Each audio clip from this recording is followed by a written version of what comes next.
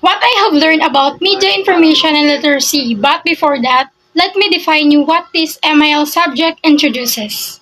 This subject introduces the learners to basic understanding of media and information as a channels of communication and tools for the development of individual and societies.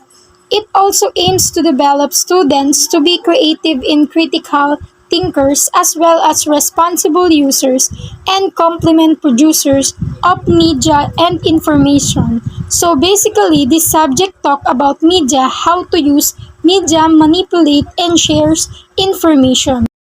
So taking back about what I have learned in media and information literacy as a student and being media and information literate, I have learned in many ways about the lesson that I had in this modular time with different topics about MIN.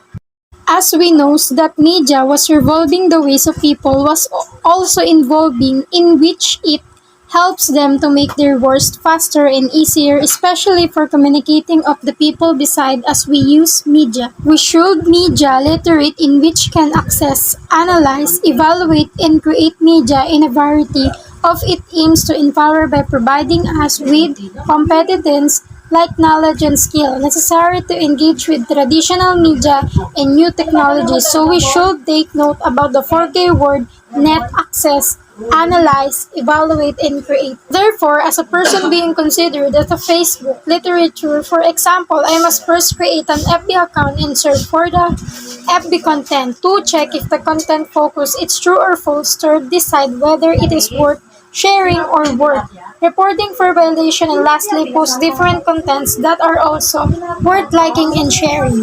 Speaking of technology, we should be technology literature in which we should be responsible, appropriate, and being effective of using technological tool. Using these tools can access, manage, integrate, evaluate, and communicate and information.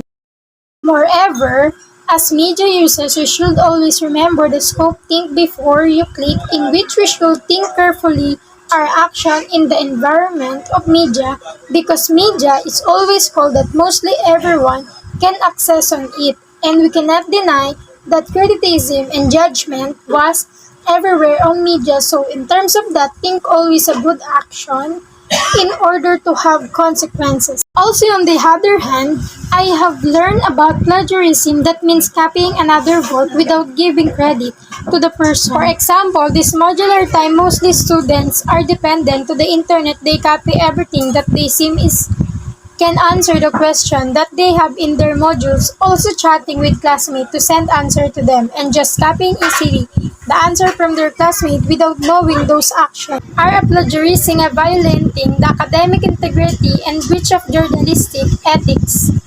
That's why it was a mistake of doing plagiarizing other work.